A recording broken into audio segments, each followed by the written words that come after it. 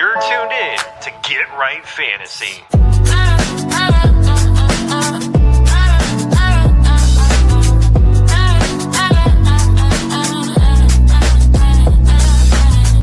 Hey everybody, Adam Rank here. What's up, friends? Daniel Dopp here from the Fantasy Focused Football Podcast over on ESPN.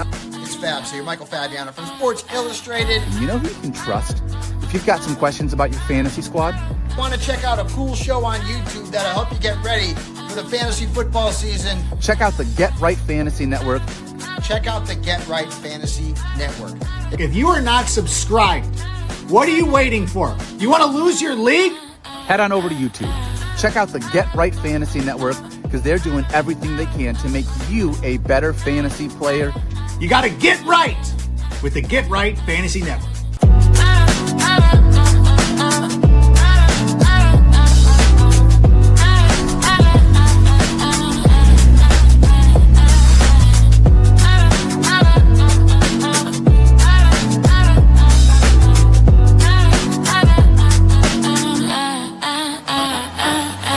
You're tuned in to Get Right Fantasy.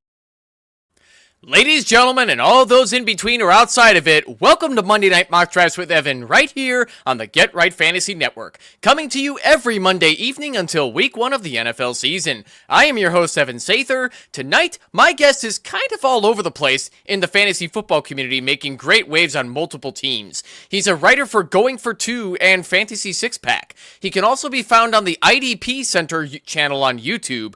Please welcome to the show, big game, Jamie Perog. Jamie, so good to have you back. It's been a little while since we last spoke like this. Glad to have you back on the show, my friend. How are you?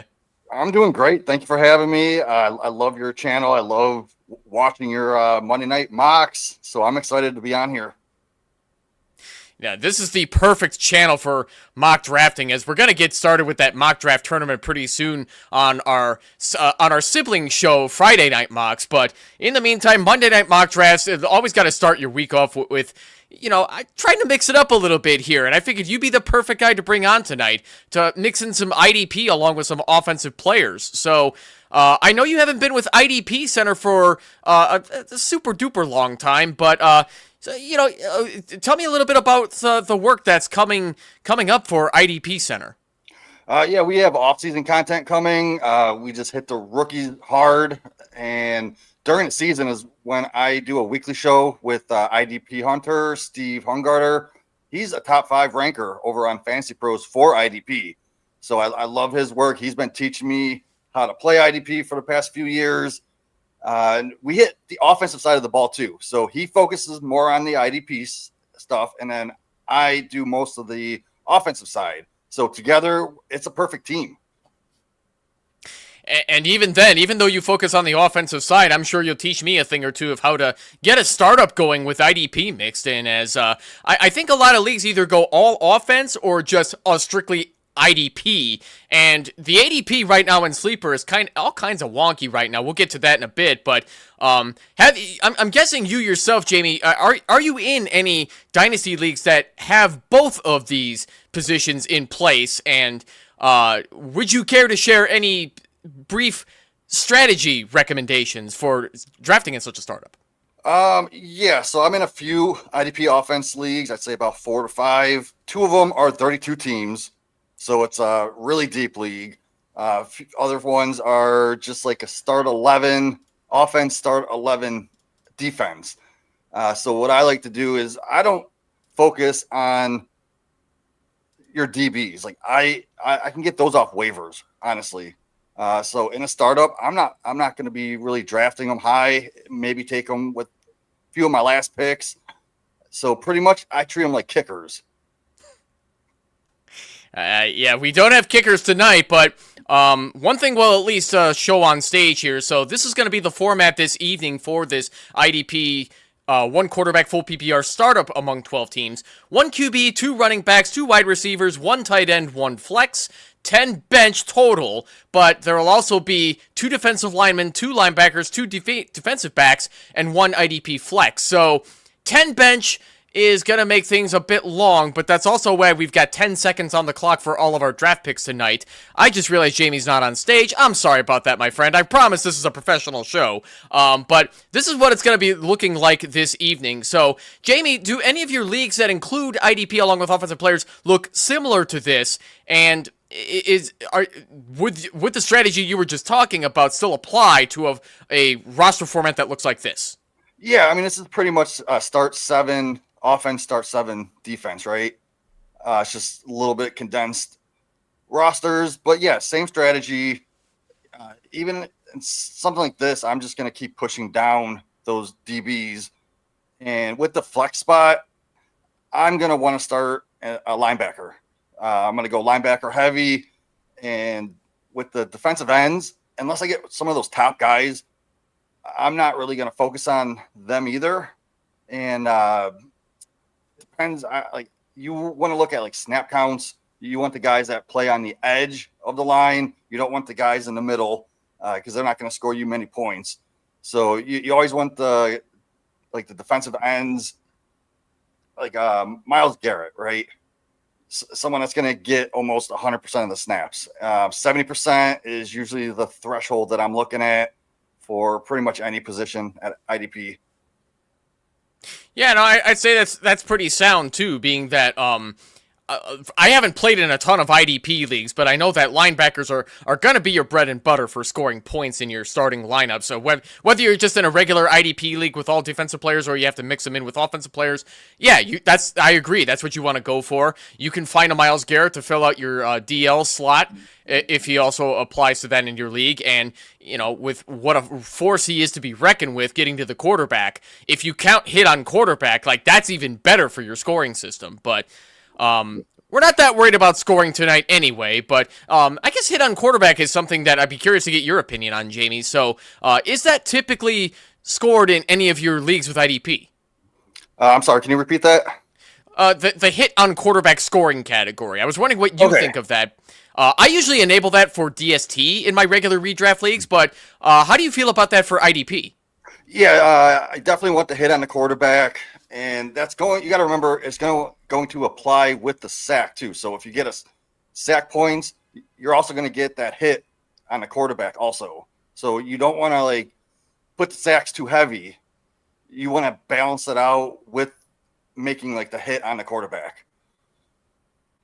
I definitely agree with that. As long as the scoring's responsible and not crazy, I suppose. But good thing scoring doesn't matter too much here, as I got to add you here as well. I think we're going to get this show started here. Jamie, my friend, are you ready? Whenever you are.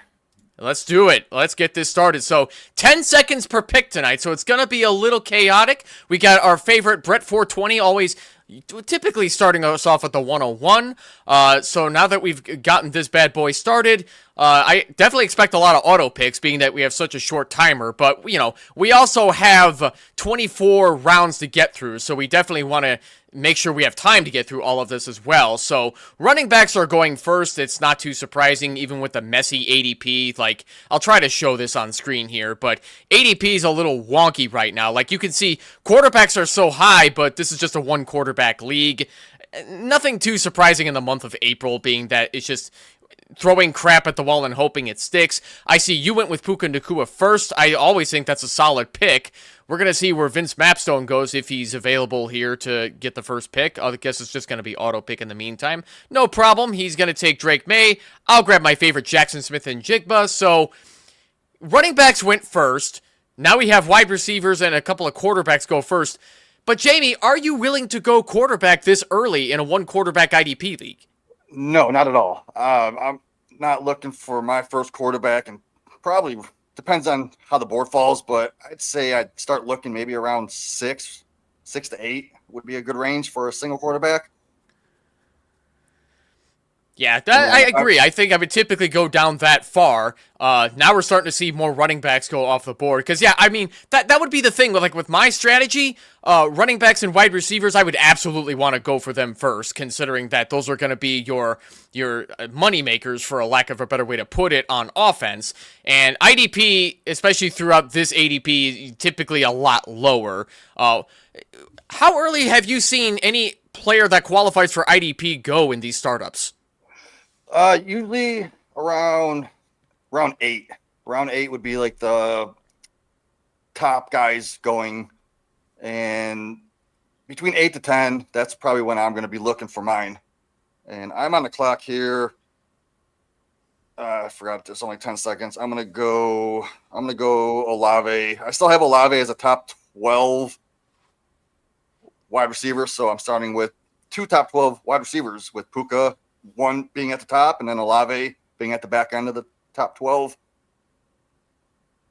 Yeah, I find that interesting to hear you say that. I think a lot of people are fading Chris Olave, considering all the concussions, the injuries he's had, the Saints changing quarterbacks, no longer having anybody like a Drew Brees or even a Derek Carr, for that matter. But now that Tyler Shuck has established himself as the foreseeable future starter in New Orleans, we're assuming that the Saints are going to be looking to draft a wide receiver to pair up with Chris Olave, being that I don't think they want to go with Devon Valet as their second wide receiver. As you're making your next pick here, do you think Chris Olave, how likely do you think it's going to be for Chris Olave to return as that top 12 status at wide receiver, like you just said?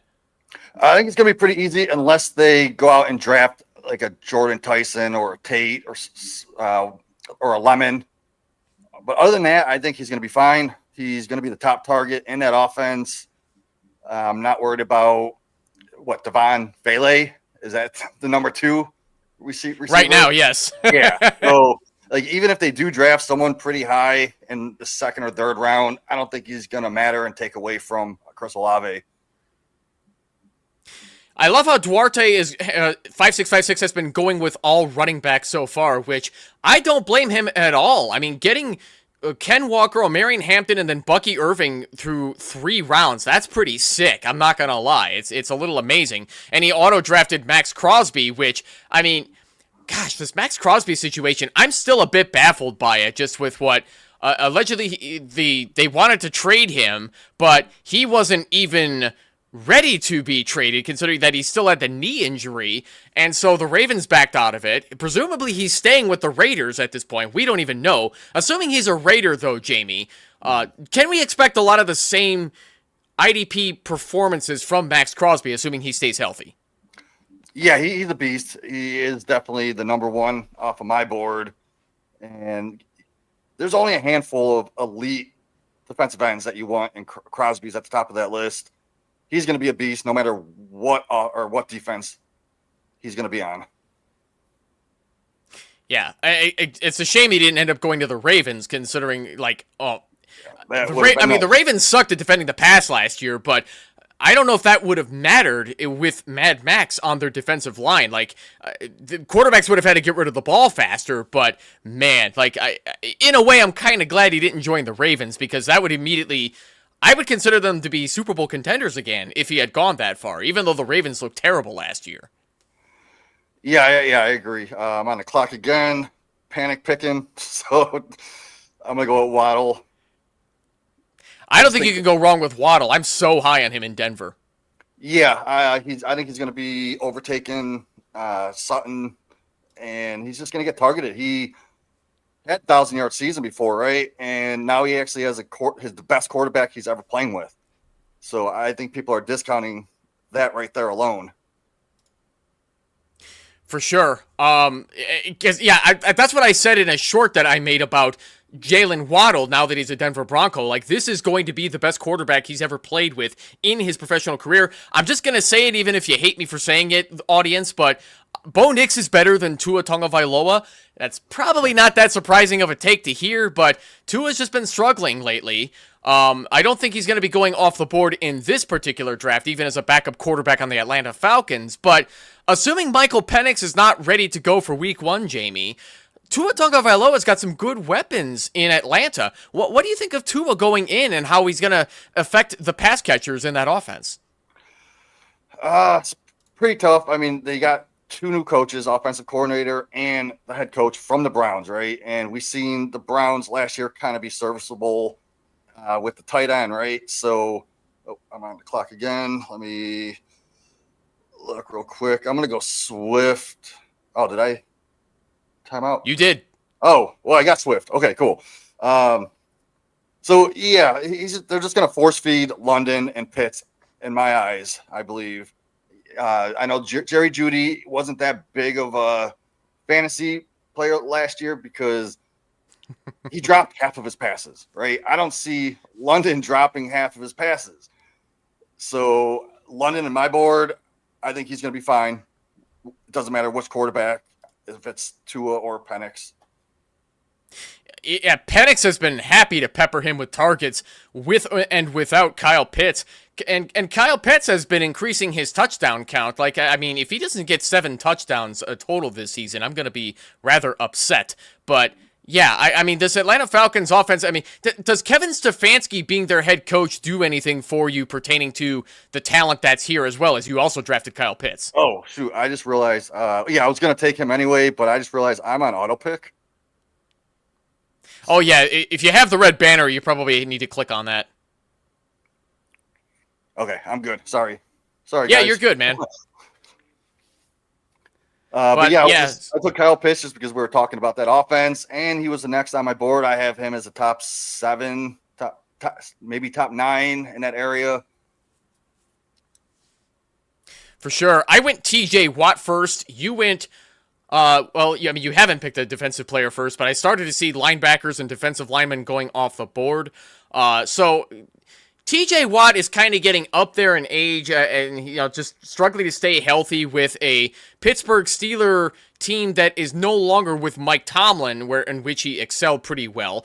Does Mike McCarthy now taking over the Steelers worry you at all about that Steelers defense? Steelers always have good defense, right? It doesn't matter. They're always at the top especially being in that AFC North. You have to have an elite defense if you want to make it to the playoffs, and you see them do it every year, right? I just got sniped. I was going to go Benito.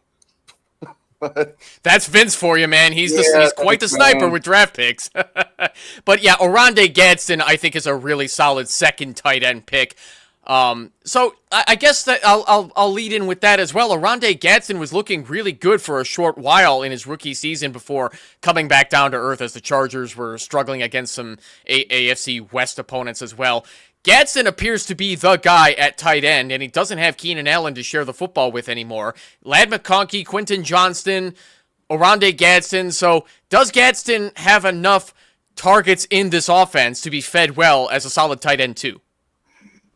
For sure. I have him as a tight end 1. I actually, in my dynasty rankings, I have him over Kyle Pitts, who I got the last round. So getting both of them, I'm a tight end hoarder. I don't usually take 2 this early, but I saw the value drop to me, so I ended up going that route. But Gaston is one of my favorite guys. In Dynasty, I have 18 shares out of my 30 teams. So that's just how much you can see how much I like him. And I was getting them in the 4th round or off waivers even after the draft. So it's pretty much a free player for me. And people keep trying to get them off me for first round picks. And I'm not sending them for a first round. Anything, unless it's like the 10, it has to be the 106, right?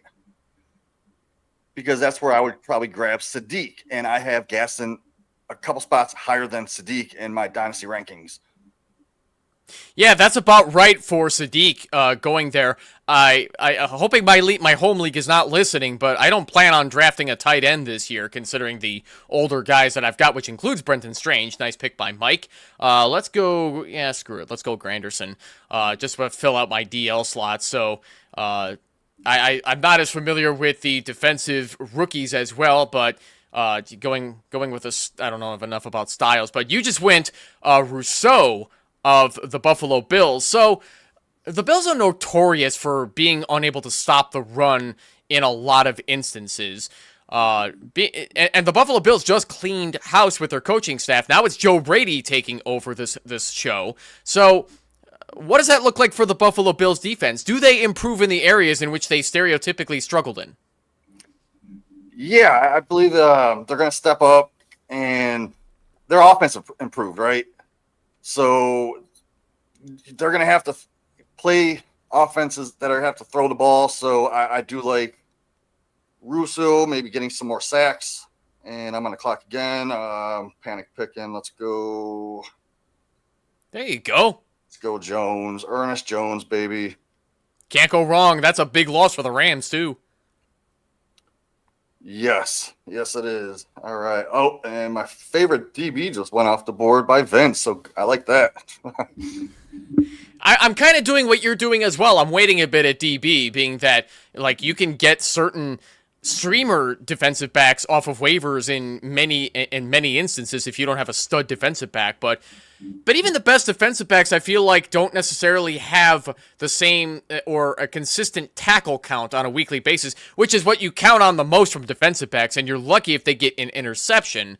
So, is that pretty much true for defensive backs in general? Like, you don't necessarily need to struggle to grab a stud. No, you could just look and see a safety that plays closer to the line, like a box safety, because those are the guys that are going to actually get you some points. And right here, I'm going to take a quarterback. I'm debating Mahomes or Lawrence. I'm going to go Lawrence, go with a little bit of the youth.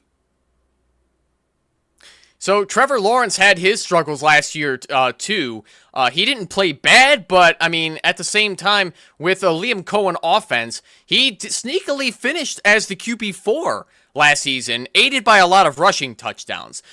I don't know if that's necessarily sustainable for a guy like a Trevor Lawrence. Is he going to repeat his rushing numbers if he has to take off for his life?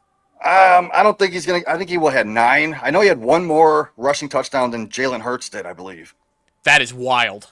Yes, it is. So no, I can't see 8 or 9, but 6, 7, I could see something like that. So yeah, for sure. But I mean, taking 41 sacks last season also didn't help, which is pretty brutal for a guy like Trevor Lawrence, just having to run for his life as you take Parker Washington. Parker Washington, my favorite waiver wire pickup mid-season all the time, but Parker Washington, I know we're starting to get a bit low on wide receivers here, but is he really worth a dynasty stash considering what I just called him?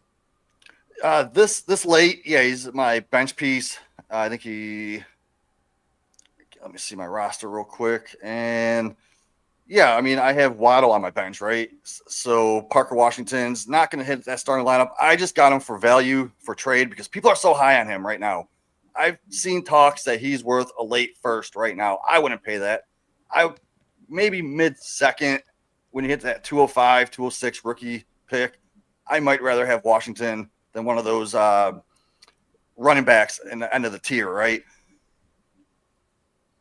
Yeah, for sure. And I just built myself a Jalen Hurts and Dallas Goedert stack. So stacking is something that, as you're making your next pick here, we don't necessarily have to stack in dynasty leagues. It can help in certain instances, but that's just better for like best ball versus playing in a dynasty league. So a Hurts and Goddard stack, like, is that good for the dynasty format considering the state of the Eagles offense under Nick Sirianni? Yeah, I mean, for dynasty long term, I don't see Goddard being there years down the line. He's getting a little bit older, but no, this late in the draft, I don't mind getting Goddard. And he is your number 1? Yeah, so I mean, you are going to start him every week. He may get you maybe 5-6 points here and there, but he's also going to have spike weeks, I believe, especially with AJ Brown. We'll see what happens with him. So he could get more targets if there's vacated targets there. Yeah, and that's such a good point, too. We don't know what the hell's going on with A.J. Brown because we have to wait just under 2 months at this point, being that the Eagles appear to have interest in not doing anything with him until June 1st, which would save them a lot of money if they trade him after June 1st. And they just signed 2 wide receivers between Dontavian Wicks and Hollywood Brown. And they paid Dontavian Wicks a great 1-year extension, which is something like $12.5 million, which to me that's crazy, but they seem to love him even when he's had his weeks in which he's had the case of the dropsies. But beyond that, is this a telltale sign that the Eagles are getting ready to trade A.J. Brown? I'm expecting it. I hope he goes somewhere like the Patriots with a good quarterback like Drake May. That would be awesome. But yeah, I think it's time for A.J. Brown to move on. And let Devontae Adams step up like we all knew he could. We all thought he could be a great number one receiver in an offense. And without A.J. Brown, I think he steps up and shows it. I don't know if there's any Kyle Williams stands out there, but I don't think they're going to be all that happy to hear if A.J. Brown gets traded to the Patriots. Stephon Diggs is now gone from the Patriots, and they are looking for a new guy over there. But that's what I'm beginning to wonder as well, if the Patriots are even looking at any decent wide receiver. Maybe not a high draft pick, but do they go a wide receiver again on day 2 or day 3 in this draft? At least they have to go day 3, right? Knowing the Patriots, they would go day 3 and find a magical stud. Yeah. You did Kyle Williams. He is like that booty type player. So they got 2 speed guys that can go down the field, catch the ball. And I think they need more of a stud because Doubs ain't it, right? They paid Dobbs pretty well, too, but I don't believe that he's going to be the top wide receiver on that team, too. But it's funny because Dobbs appears to be the answer that the Patriots were seeking because they stunk in the red zone last year, and they didn't have any wide receivers who were good aside from, like, Hunter Henry in the red zone, and even Hunter Henry is just kind of meh as far as, like, being a valuable red zone option. So Dobbs appears to be the answer they're looking for in that offense, but I'd be shocked if they left him as wide receiver 1. Yeah, I could see him getting maybe a Brazel or a Surratt, maybe, if they want to go round 2, round 3, if they're still available. I think one of those 2 would fit perfectly in that offense.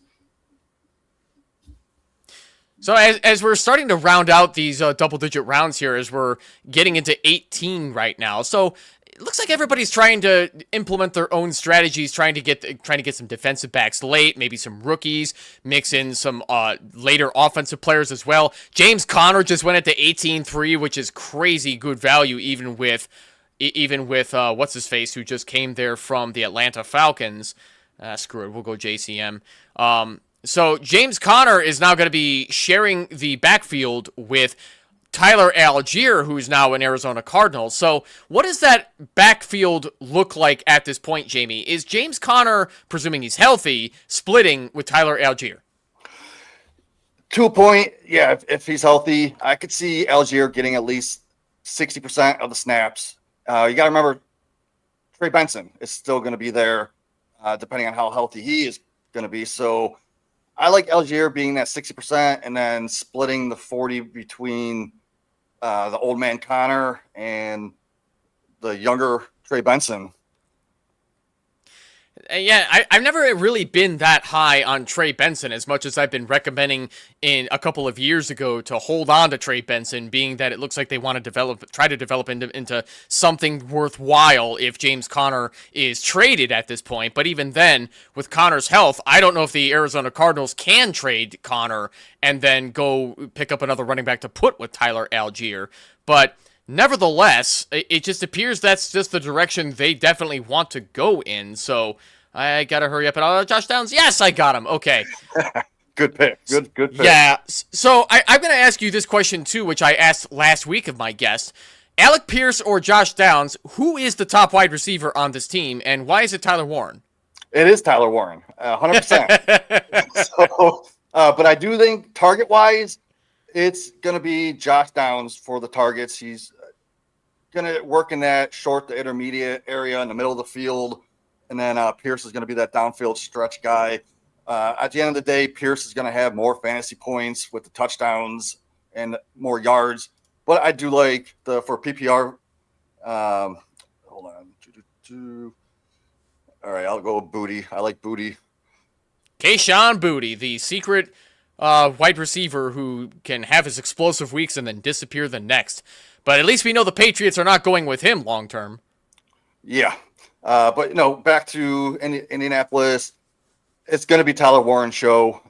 I don't understand how he's going so low in drafts. I see Loveland going 2 rounds ahead of him in best ball drafts right now.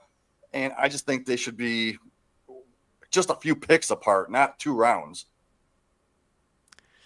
Yeah, it's baffling for sure, but at least we know it's going to be the Tyler Warren show in Indianapolis, getting the tight end that they've just been so desperate to try and grab after all those years, trying a bunch of guys between Kylan Granson and Mo Alley Cox, and none of them even panned out for the starting tight end position, at least for offense. Mo Alley Cox being as enormous as of a guy he is, he's just a solid blocker, not so much a good set of hands, but yeah, Daniel Jones, Indiana Jones appears to be the guy that is going to be there for the foreseeable future, throwing him the football. And yeah, Tyler Warren is definitely the tight end that you want to get into. Sucks to be Rasta, though. He just auto-drafted Logan Wilson, who also retired from the NFL. Yes.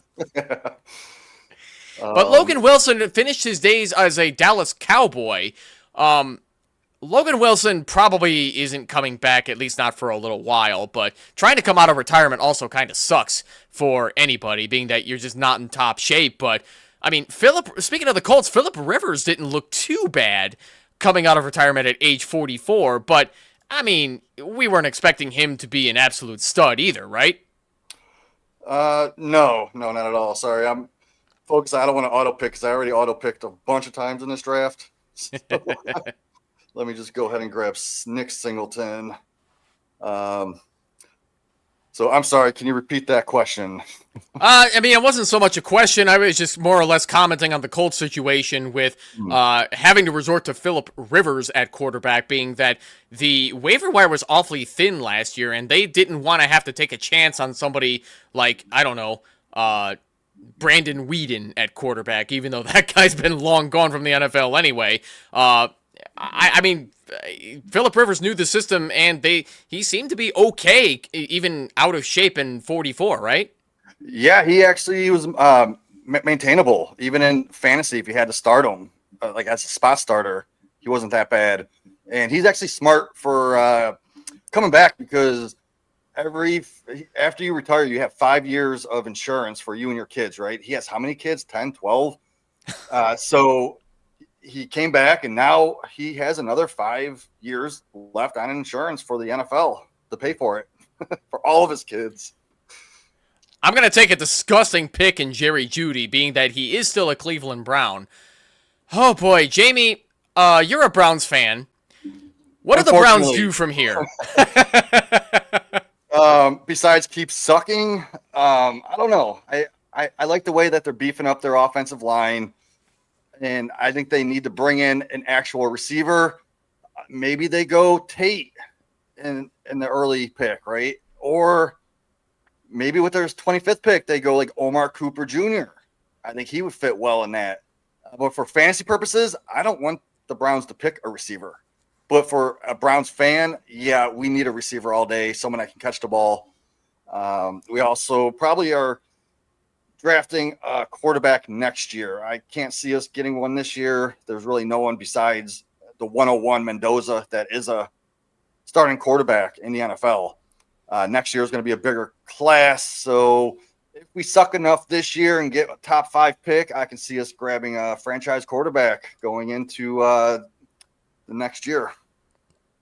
So, not to toot my own horn too hard, but I did just update my rookie rankings on Fantasy Pros, which I shared in the Get Right Fantasy Network Discord server. So, if you guys, speaking of which, we're about at the halfway point in the show. Thank you all so much for tuning in so far. Be sure to subscribe to Get Right Fantasy and like this video if you haven't already. We're always here every Monday for more drafts, and we got plenty more mock draft shows coming up later in the week, such as Friday Night Mocks, as well as the Tuesday show that Phil Ruskin puts on with the Extra Point along with Kendall VanDerBilt. You don't want to miss that one tomorrow either. So be sure to do all that. So my rankings are also on my Discord, on the Discord server, as well as my Bluesky account, barelyfantasy.bsky.social, and we were just talking quarterback rankings as well. So I have, to me, it's basically Fernando Mendoza and then everybody else. I'm not impressed with Ty Simpson, Drew Allar, Garrett Nussmeier, you name it. I'm just like, I mean, I hope I'm sincere. I sincerely hope I'm not wrong about that, being that there can be those tricky quarterback classes where you never know when the next Tom Brady's happening, if another one happens again. But, True. I mean, am I wrong about this year's quarterback class? Should I be taking guys like Ty Simpson more seriously? Ty Simpson, maybe, depending on what team he goes to, what draft capital. If he goes outside of the first round, I don't want anything to do with him. One guy that I do like is Tylon Green. I think he's my 4th rookie quarterback or 5th, but he's got that rushing upside. I think his best comparable player is Anthony Richardson, which we don't like to hear that because he didn't turn out to be a good fantasy guy because he can't stay on the field. But if this guy, Tylon Green, gets on the field, I think he's going to stay there just with his legs alone. Yeah, Tylon Green, I've seen that exact same comparison to Anthony Richardson as well, and you hope he took more. I haven't actually looked at his college stats, but you hope he took more snaps in the college level than Anthony Richardson, where Richardson, I think, only started in something like 13 games at Florida before being taken number 4 overall by the Colts, and it's like, well, yeah, no wonder this guy's not successful that much. You haven't set him up to succeed. He's got to sit behind somebody and learn. It was that athletic upside that I think the Colts were after, which I thought was just insane. But yeah, I'm looking at Tylon Green, getting that Anthony Richardson comparison. You hope Tylon Green doesn't necessarily have something happen with like an exercise band snapping him in the eye, like what happened to poor A-Rich as well. But yeah, the Boise State to Arkansas transfer was like fantastic for a guy like a Green.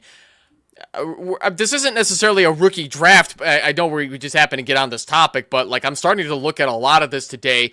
I don't have Tylon Green that high in my own rankings. I've got Tylon Green as my QB 9. So I don't know. Is that too high? Is that too low? What do you think, Jamie? 9. I mean, you got to put him on your radar a little higher, I think, just because of that rushing alone, and that's what we want to see with fantasy quarterbacks. We saw it with Jalen Hurts, right? No one really thought he was going to be anything. I've seen him in Superflex going for the early 3rd round picks before he broke out because no one believed in him. But then he did break out. So you never know with these guys, and you're going to get them super late anyway, 4th round of a Superflex draft. Just throw them on your taxi for a year or 2, right? That's not going to hurt anything. Dude, you made the Jalen Hurts comparison. I remember so many people, especially Eagles fans, dogging on Jalen Hurts 6 years ago when he was a rookie. Everybody was there was a considerable amount of Eagles fans who were acting like that Carson Wentz is going to be this big loss and Jalen Hurts is going to suck. Look how that turned out. Yeah. I mean, it turned out to be the opposite. Jalen Hurts had kind of a down year anyway with how much this offense sucks. But at the same time, now that Nick Sirianni's buddy, I forgot the OC's name, Kevin something, that just got let go. We're hoping to see the bounce back season from them as well. But before we veer too off in the rookies, we should probably talk about this draft. So it's going to be impossible to show the whole 24 rounds on the board, being that these are slightly bigger rosters. But Jamie, was there anybody's particular roster that stands out to you despite these enormous rosters? Let's see. I do like the 101 getting Bijan Robinson and Bowers and Loveland right there. I mean, you have so much ammo for a trade. You could trade Bowers, get a haul, or you could stick with Bowers and go with London. I do like that roster. I know Vince kept sniping me a lot in this draft, so I'm going to have to say I do like his roster and just the IDP players that he went with. They're guys that I would target. And I like the way he built his offense, getting Jeremiah Love. I mean, the May pick, yeah, that was a little early, but I think he auto-picked it, and you can't fault him for an auto-pick because I auto-picked like 4 times in this draft. Yeah, in a one-quarterback dynasty startup, I mean, it's often preached by a lot of people that it's a no-no to be drafting quarterback this early, but honestly, man, like when you only have 24 slots and you have a lot of guys to go after, to me, it's like get your guy and then just worry about the rest from there, being that you never really know what's going to happen in a dynasty startup. I don't know if a lot of people like to set themselves up not necessarily to win right away, but sometimes the shiny new toys outweighs the love for the veterans as well. I'm always biased more toward the veterans because I want to win now. I don't necessarily want to wait. I don't want to bank on rookies depending on their landing spot, and where they land matters in the end, because that's going to determine how often they score. So Vince definitely took a lot of chances on rookies here between Sonny Styles. We don't know where he's going to land yet. Do you like taking chances on dynasty or defensive rookies as well? I usually don't, because so like linebackers, their best years are between the ages of 26 to 31.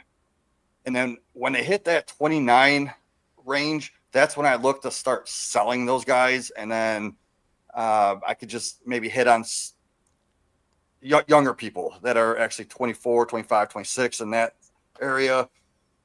You could always find replacement type players on waiver wires. And there's always new defensive people stepping up that just come out of nowhere.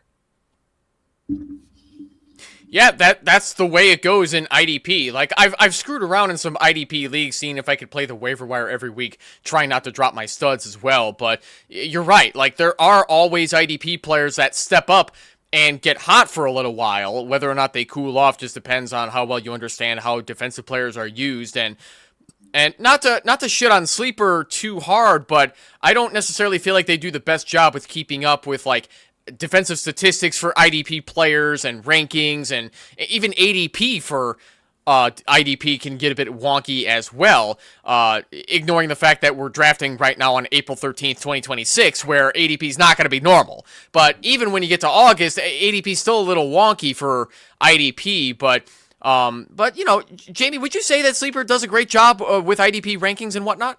No, they're horrible. If you look at my roster, I auto-picked twice in a row, and it was the two rookies, McCoy and Ramsey.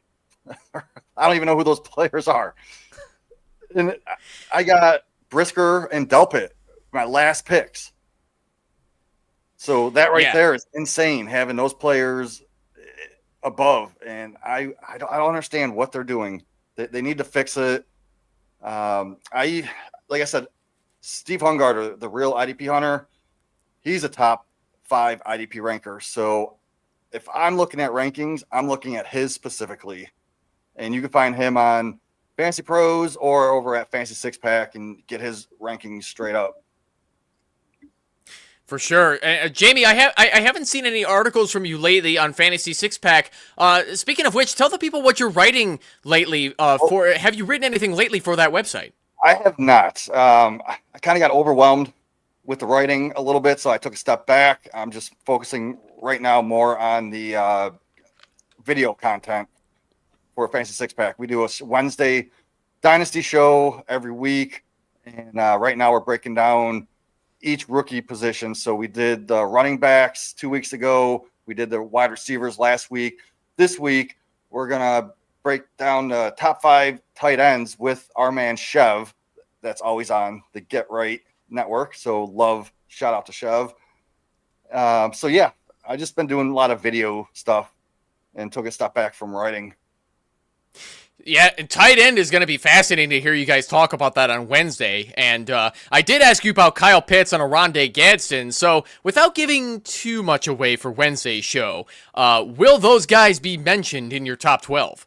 Oh, no, we're doing just strictly rookies. Oh, sorry, rookies, yes.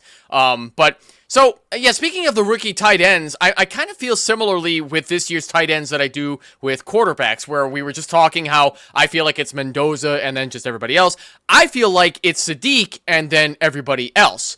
So kind of coming back to my tight end rookie rankings, which I published earlier today, I have Sadiq, Justin Jolie, Sam Roosh, Eli Stowers, and Tanner Koziel as my top 5 tight ends. Is that unhinged? Should I be taking other guys seriously? Stowers, man, I think he's a lot closer to Sadiq than people actually realize. Some people even have Stowers over Sadiq. I don't have it that way. I can argue with the person, but I think in my mind that they're pretty close. Like I would go Sadiq in the rookie draft at 106, 107. I would take Stowers maybe at the 109 or 110 even. But then again, you mentioned one of my favorite players, Justin Joly. I love seeing him this high. You said he's at number 2 for you. He's my number 2 right now in what I've been calling awesome. my early unhinged rankings. Yes, that is awesome because I have him at 4, and I love the guy, man. I'm going to be talking a lot about him. I don't know. I think Chev probably likes him. He seems like a type of guy that fits Chev's guy. But Michael Trigg is my 3. So I got Trigg in a tier of his own. Then I have Jolie at 4. But you mentioned Claire. Yeah, he's like right after him. And then Roosh. There's a few other honorable mentions. And what's his name? Jack Andrews.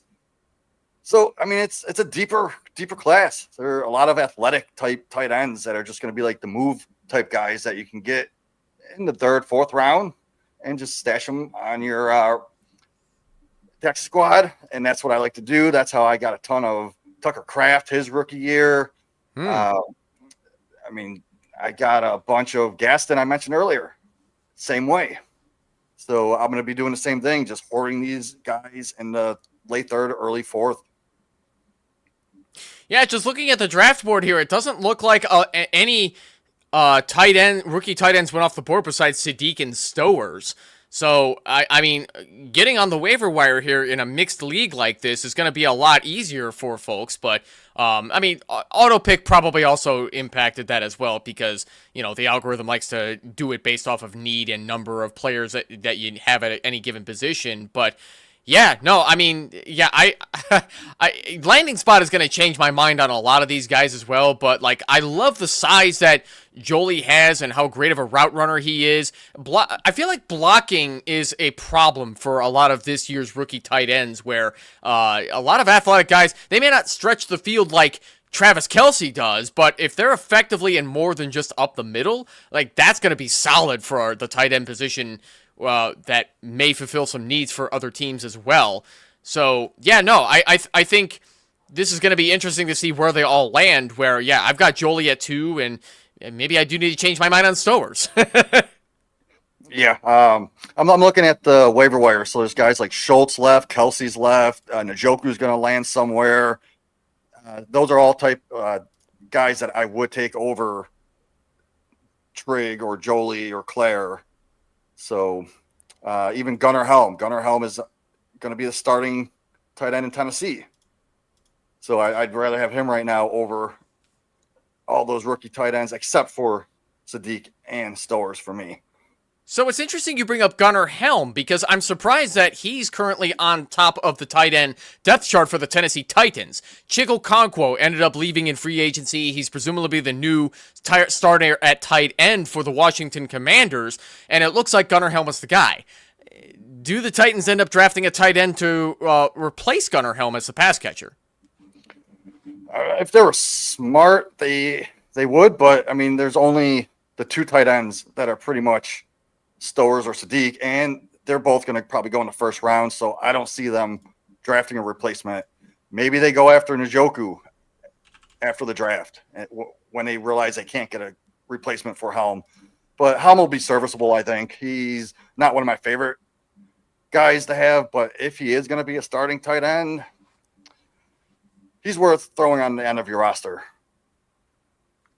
I gotta say, too, I was a bit surprised to see the Cleveland Browns move on from David Njoku like they did, drafting Harold Fannin with a mid-round pick, and he's been terrific so far, considering the messy offense that he had to deal with.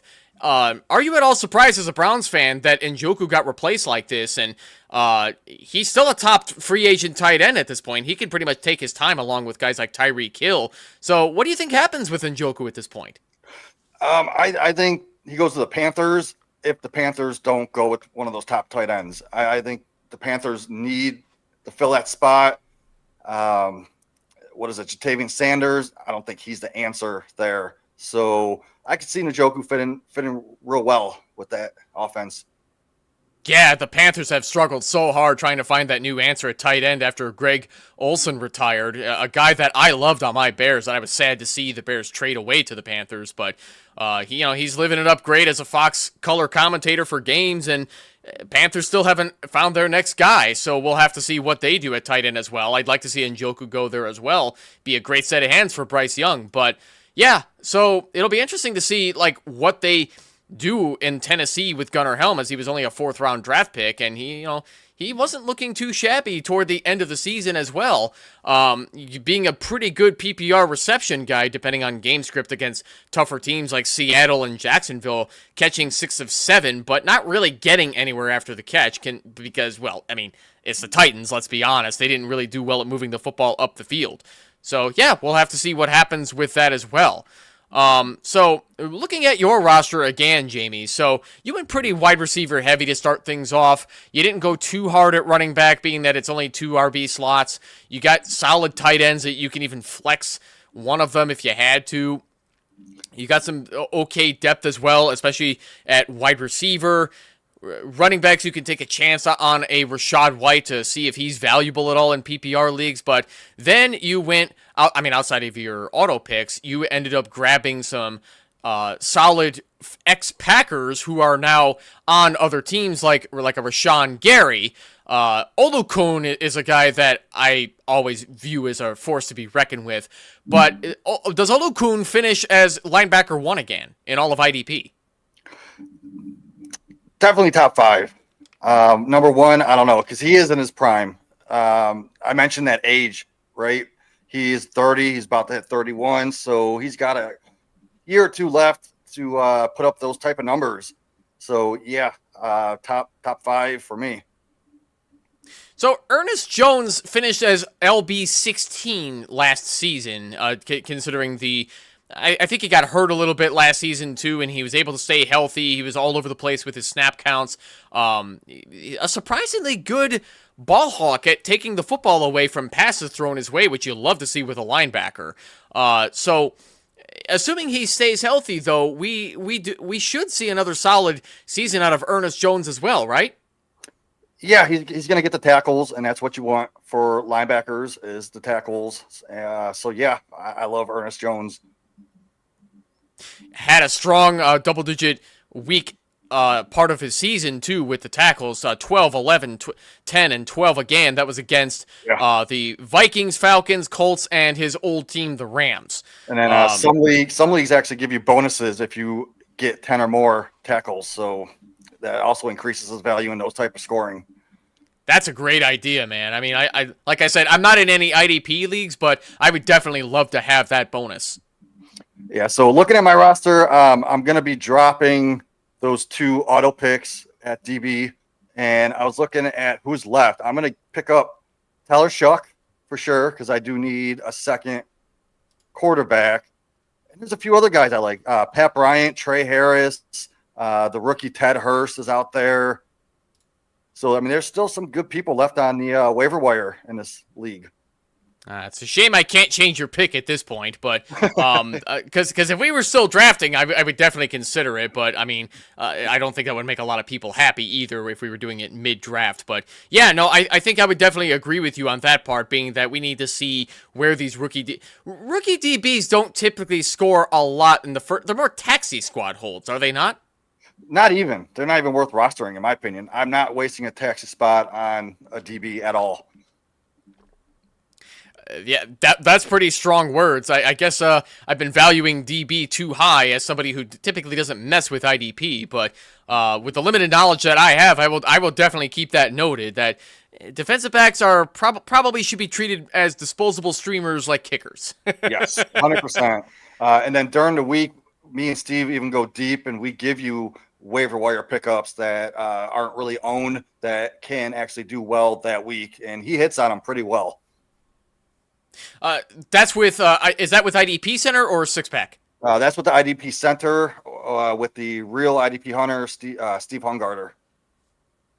Love to see it. And after the show, guys, please punch in IDP Center on YouTube and be sure to give them a subscription too for all your IDP needs as well. So he and Jamie are putting on one hell of a show over there as well. I'll ask you one more IDP question here as well, Jamie. So, Kayvon Thibodeau, he's been okay so far with the New York Football Giants. Trying to stay healthy has been one thing, but he hasn't really been that big of a force to be reckoned with.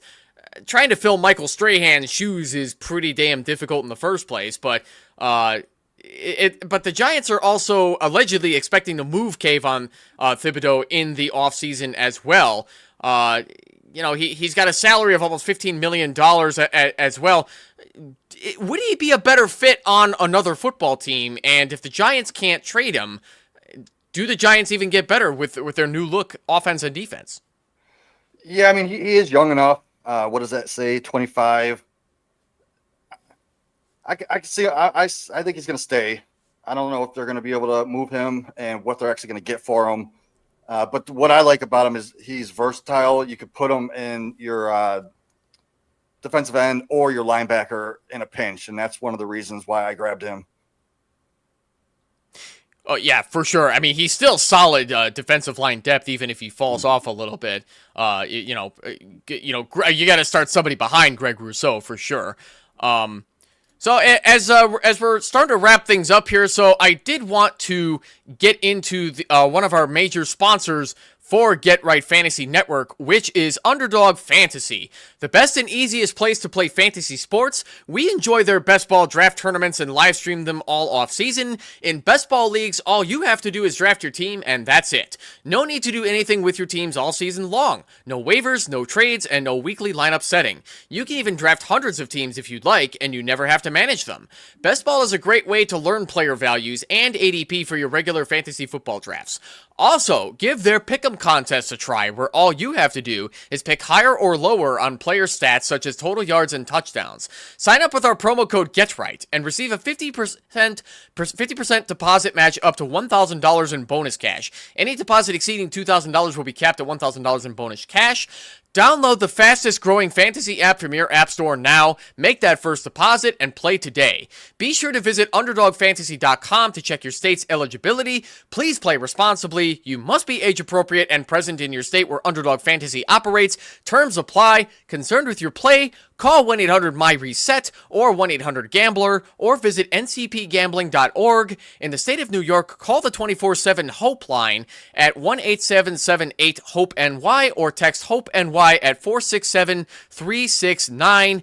Jamie, it was great having you back on, sir, and I'm glad we got to discuss a little bit of IDP despite the quick 10-second pick per round. It's so good to have you back, my man.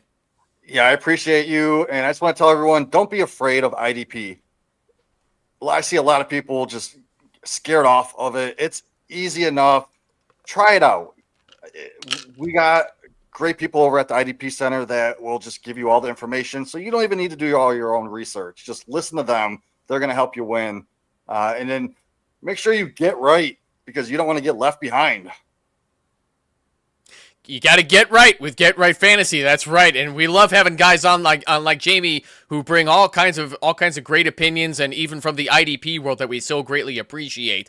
Ladies, gentlemen, and all those in between or outside of it, this has been another episode of Monday Night Mock Drafts with Evan. One more time, I'd like to thank my guest, Jamie Perog, for joining me this evening. Please be sure to follow Jamie on Twitter at Jamie Perog and Bluesky at jamieperog.bsky.social. Check out IDP Center on YouTube. Give that a subscription. Do the same thing for Fantasy Six Pack on YouTube. Give that a subscription as well. Jamie, what else do you wish to plug that people should be checking out for you? I just got accepted at Fantasy Pros Expert Rankers, so this is my trial year. Yes! You won't be able to see my rankings yet, but going forward next year you will.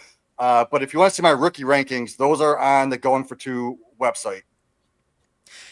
Yes, check out goingfor2.com as well for rookie rankings. You'll find Jamie among many more. I'm looking forward to having Jeff on for Going For Two. Spoiler alert, I will be having Jeff on the show at some point, but yeah, I'll leave a little bit of mystery of when we're going to have him on. That's awesome. Jeff's a great guy. For sure. Yeah, I've gotten to talk to him a little bit, but yeah, it'll be great to have him on at some point too. Folks, we're going to wrap this up for tonight. Be sure to tune in next week for an 8-team, 2-quarterback, 3 wide receiver PPR Dynasty Startup Draft, giving love to the small leagues as well, because 8-team leagues matter too. Joining me for that one it's unfortunately won't be Jamie Perog again, which for whatever reason, I had written down as I was getting the show rates for tonight. It's going to be Jeff Crisp. I used to work with him formerly at Fantasy Now Plus. It'll be great to have him on again. So it'll be great to have him back. It's been a while since I spoke to him too. We'll catch up, and we'll get to pick his brain too for rankings and rookies and so on and so forth. So you don't want to miss that next week. Be sure to check that out, and please, ladies and gents, do not miss the Friday Night Mocks with Kendall and Classic Mike coming up. Have a great night. We will see you all later this week, and Monday Night Mock Drafts again for next week with Jeff Crisp. Take care. You're